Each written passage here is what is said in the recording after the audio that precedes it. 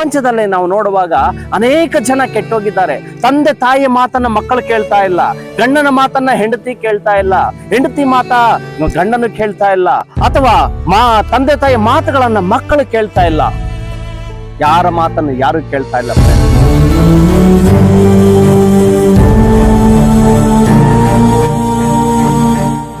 ತಾಯಿಗೆ ವಿರೋಧವಾಗಿ ನಿಂತಿದ್ದಾಳೆ ಮಗಳು, ಮಗನಿಗೆ ವಿರೋಧವಾಗಿ ತಂದೆ ನಿಂತಿದ್ದಾನೆ,